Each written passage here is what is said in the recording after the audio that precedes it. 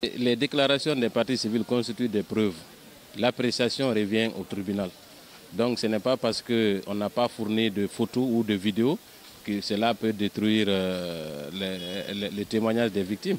Dès lors que les témoignages sont concordants, et c'est le cas, la plupart des victimes qui ont défilé à la barre confirment effectivement l'implication du colonel Thieboro et compagnie. Je pense que cela est largement suffisant aujourd'hui pour amener le tribunal à une condamnation certaine, puisque s'arrêter derrière des arguments selon lesquels on n'a pas de vidéo ou de documents, je pense que c'est des arguments qui ne sont pas convaincants et non probants. En ce qui nous concerne, les récits des victimes sont cohérents et cela démontre à suffisance qu'effectivement, le colonel Thieboro est impliqué.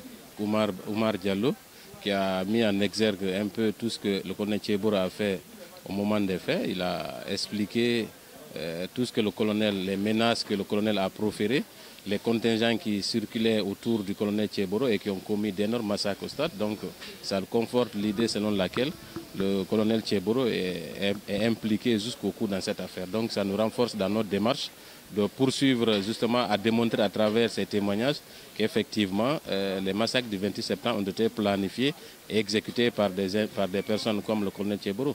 Les faits se sont produits en pleine journée. Tout le monde sait le rôle qu'a joué le colonel Thieboro. Je pense qu'aujourd'hui, si des témoignages l'accablent, ce n'est pas la faute aux parties civiles, c'est parce qu'à un moment donné, il a effectivement donné des instructions et ces instructions-là ont abouti à l'assassinat, à beaucoup de choses, à l'enlèvement des corps.